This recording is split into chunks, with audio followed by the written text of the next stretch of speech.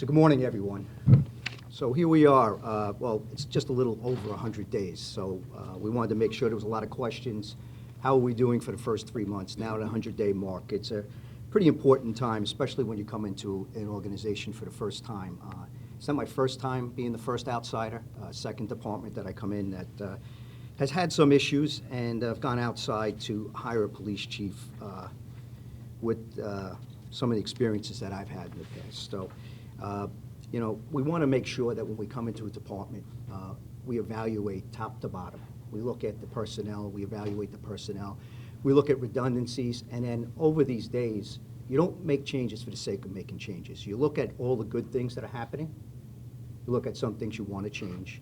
So there's a lot of good things that are happening internally within this police department. What I found out very quickly is that we have very dedicated and professional police officers and leadership.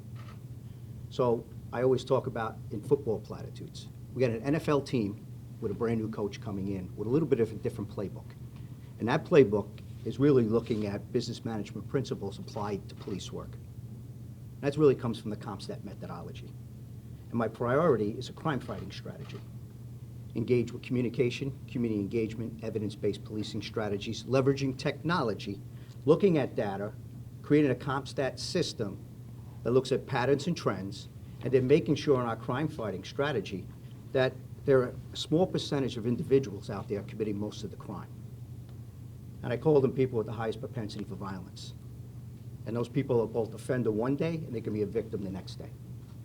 So we have to concentrate on them because you don't have to arrest everyone to reduce violence.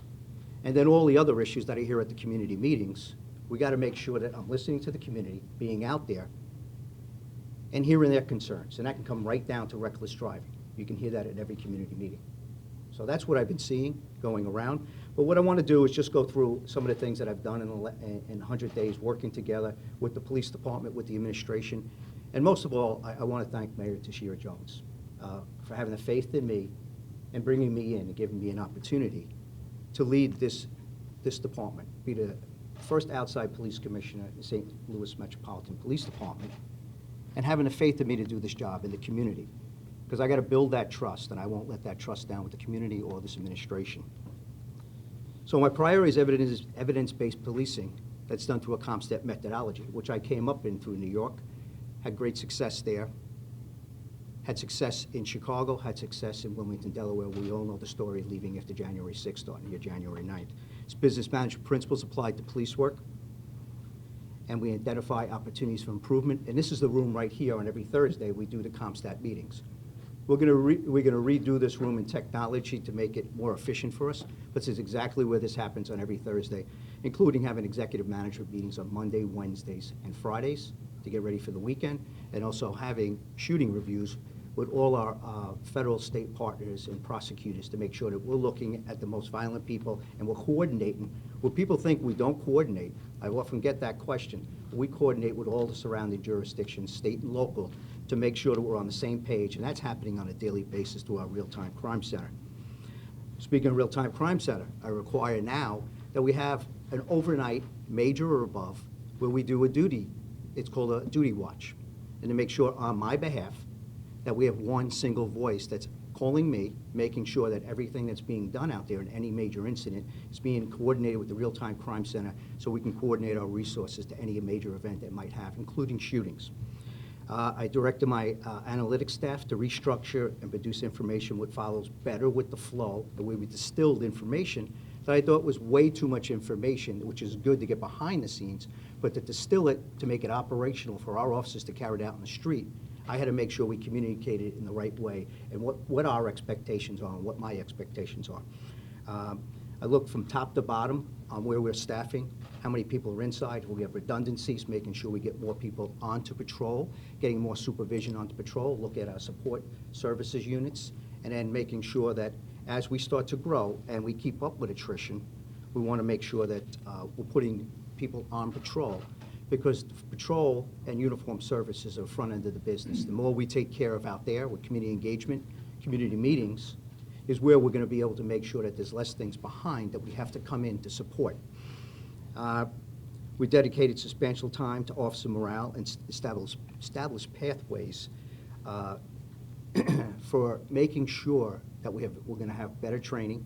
And then even our command staff, I've worked with outside entities to get our leadership into more training opportunities in outside entities to make sure that we can have a better department moving forward, because there's always got to be a succession plan.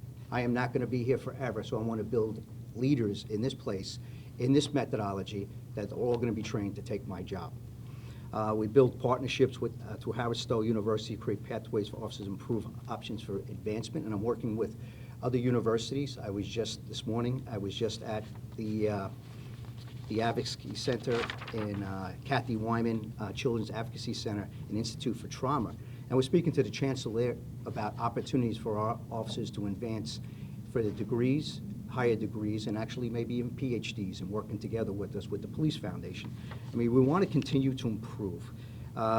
We finalized paperwork for the congressional award for the officers for the high school shooting that took place, CVPA, that took place in October.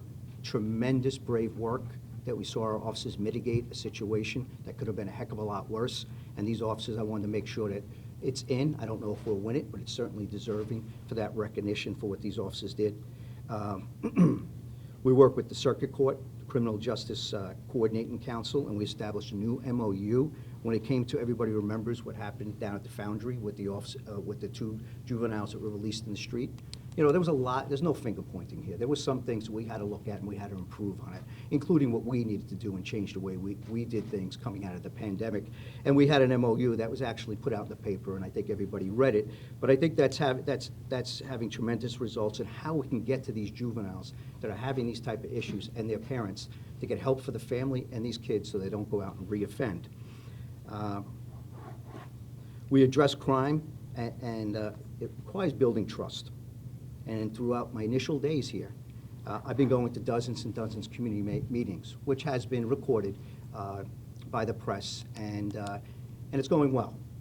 That's how you build community trust. And what I'm trying to do is make sure, and we're going to do, is that my majors, my lieutenant colonels, my captains, my platoon commanders, and my officers that patrol each and every area, that they go into those community meetings. We have to establish that trust coming out of unprecedented times. We were very busy. Sometimes we were at opposite ends on the protest lines, and some of it was about us in policing. We're moving out of that. And we got to start establishing those relationships, because there's so many people that support the police and what we do, and we both need each other. We have to start having those conversations. And when I introduce the officers, a lot of them are getting standing ovations at a couple of them, and others are clapping for our officers because they do support us. And our officers need to know that. They have to know that. And the only way they're going to know that is have that conversation, break bread, be at all these community meetings. And that's something I did in the last place. And it goes over really well to make sure that we get to know each other, because that's where the trust begins to build. Initiated and met with faith-based leaders through the Missouri Baptist State Convention and the Pastors Coalition. So you will find me sometimes in church, and I'm actually Catholic, but you'll find me in other denominations. And I'll be in their churches. And I'll be there afterwards, because the faith-based community is so pivotal and integral in making sure that we're working together and making a better community. They got a lot of programs that we have to be part of and have to have a great relationship. I talked about attending community meetings. I don't want to give you a number. It's such a dynamic number, but it's been a lot that I'm going. And it's going to continue. This is not a one and done, 100 days. This is something that I'll continue to do and make sure everybody in our department is doing the same. One thing, when I came in, it was about morale. Morale. And coming out, nothing new.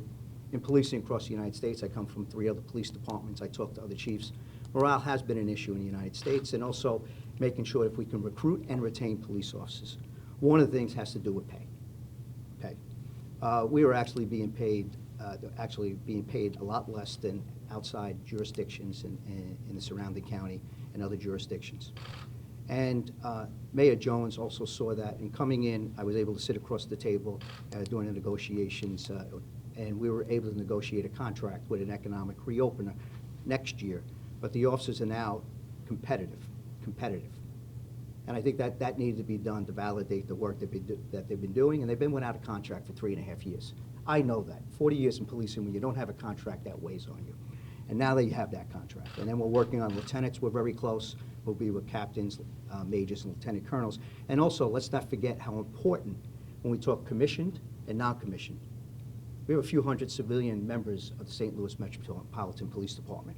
How integral they are in public safety and the job that they do. Couldn't be more proud of them, and we're working on a contract. Although it goes into other parts of city government, we're making sure that we're looking at that as well to make sure that they're compensated, make sure that their work's validated. We can bring more in and retain the ones that we have. Developed community partnerships, been out with the Urban League, the NAACP, a lot of different groups, Greater St. Louis. You look at the downtown community groups, business groups. I mean, I have to make sure that I'm present, I'm at these meetings, making these relationships, hearing people's concerns. And it's really a listening tour, but it's a listening tour where I'm putting things into effect. And lastly, it's a short time that I've been here. It's a short time. But when you look at crime statistics and putting some of the things that I've seen immediately, putting in the CompStat methodology that they're really taking to, and I know we had accountability systems here, but not like the ones that I've been bringing in that I've been taught to do when I came up through those things. Right now, it's early, but we're down about 16% in homicides from where we were last year. And we're about 32% where we were 2 years ago. Short time, and we got so much more work to do. But it's good to get out on that point. And we're down in overall crime on the Part 1 crimes, about 9%. The only thing that's really hurting us and the only crime that we're up is auto thefts. And we also know exactly what's going on out with the Kia and the Hyundais and the anti-theft devices that are going on there that have to be fixed.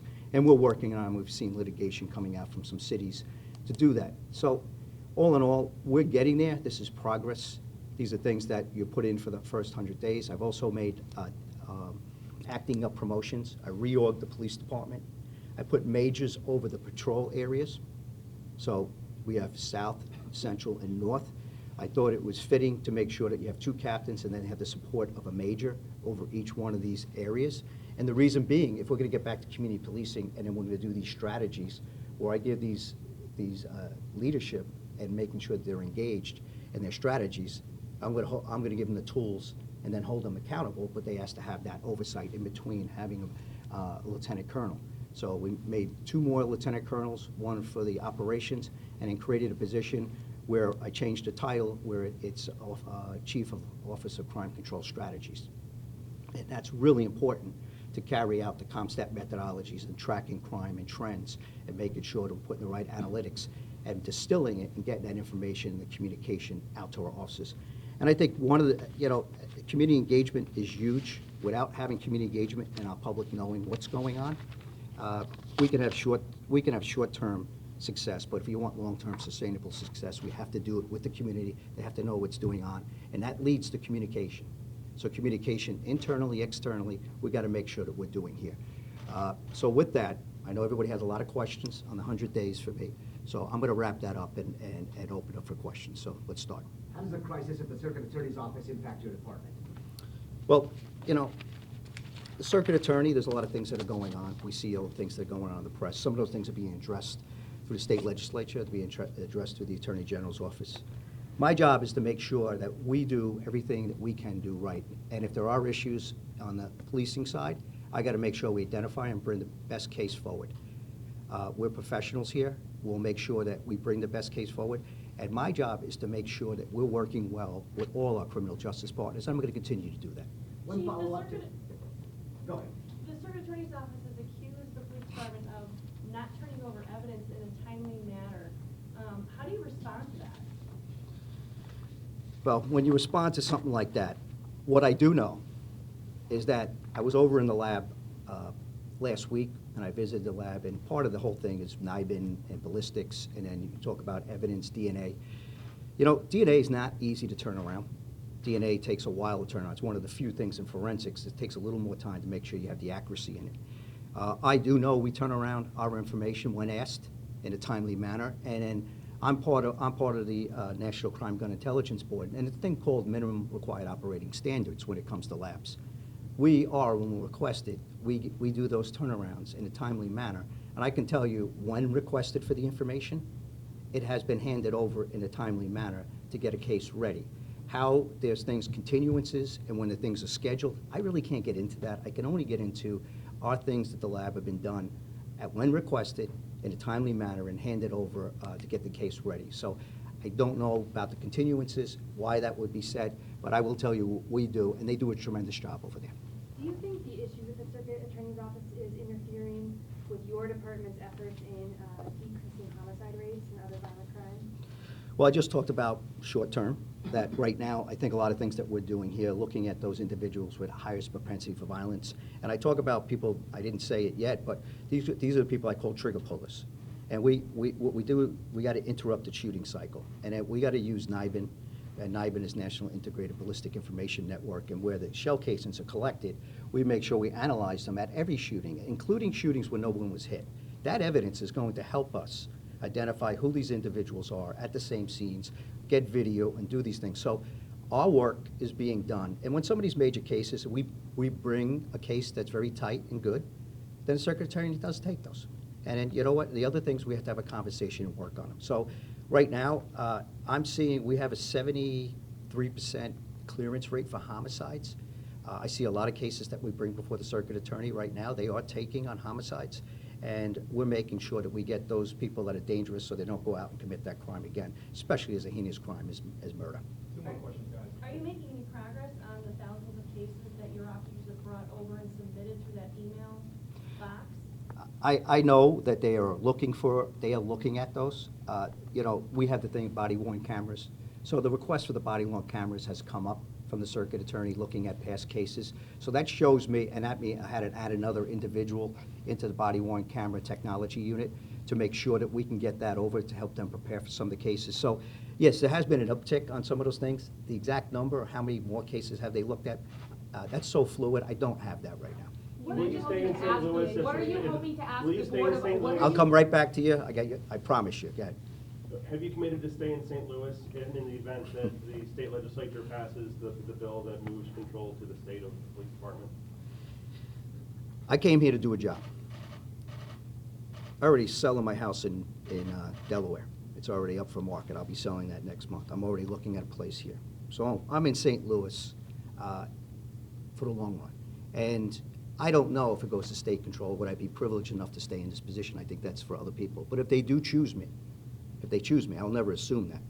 I will be doing the same job, the type of policing, hopefully asking the same questions here and talking about crime. And if asked and have the privilege to be in this uniform and serve this city, even if it's under state control, if I'm asked, I definitely will stay. Yes, ma'am. What do you hope that the Board of Aldermen will provide you in the budget? Are there any specific requests you hope to make of them beyond what the budget department has already presented? You know, we've asked for certain things in the budget. Right now, I got to wait to see. I've made our requests. It's my first time going through this budget. I came in on the back end of it, but it's not the first time I've done budgets. I mean, I've been in Chicago, I've been in Wilmington, Delaware.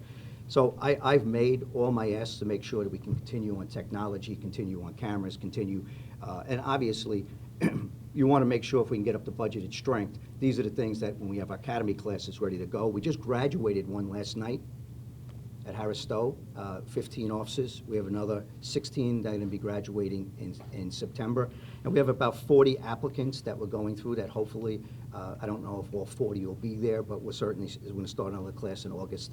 And these are some of the things that we're doing to make sure that we can keep us going in the right direction. So I'll have to have that conversation. I'll wait till the budget comes around to see exactly where they have questions, and hopefully everything we ask for we'll get. To Chief, can our I just ask understanding, one? video of the Central VPA shooting has been actually used as training. We haven't had any of the surveillance or body camera video released. I know one of the things you said is when you came into office, you were going to be more transparent. Why do you think it's a good idea to continue to keep the public in the dark, especially in light of other recent shootings like Louisville, Nashville, Right. where we have seen the video?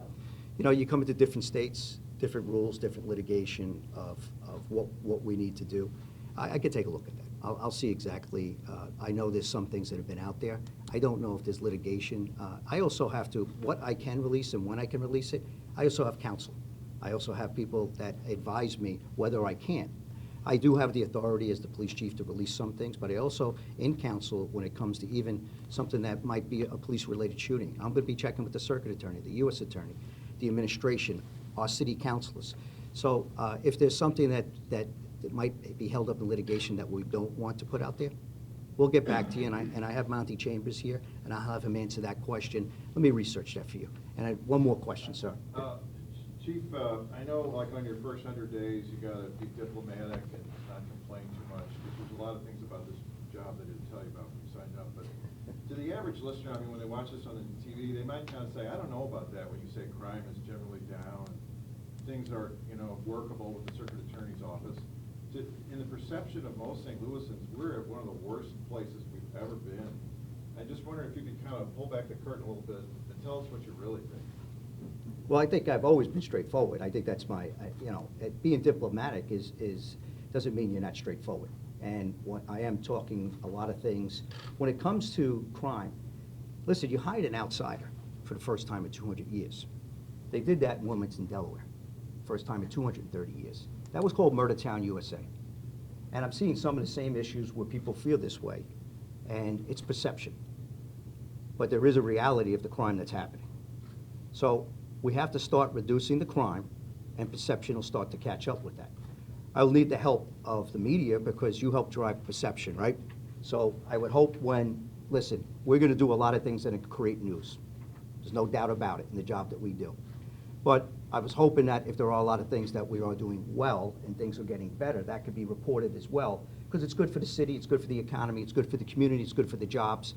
So if we can make sure, and I'm not saying we're not doing fair reporting here, I'm just saying if we could do reporting that we can balance it, that's not always bad.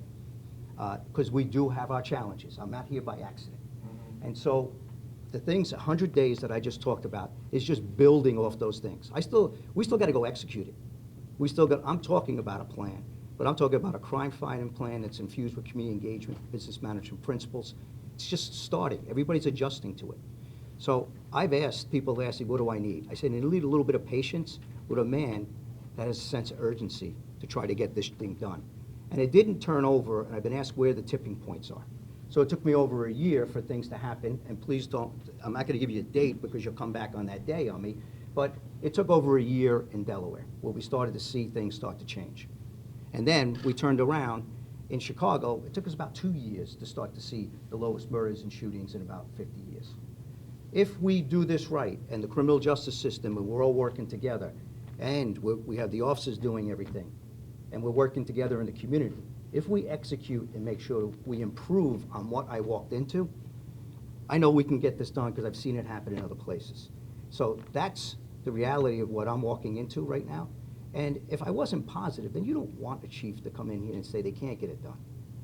I could be doing a lot of other things, but I know this place and the people that are in this room, the people outside this room, the community, the business leaders, the health community, the administration, the elected officials, everybody wants to see the city do better. And there's a lot of people rooting for us. We're going to get there. Well, thank you, everybody. Thank you very much.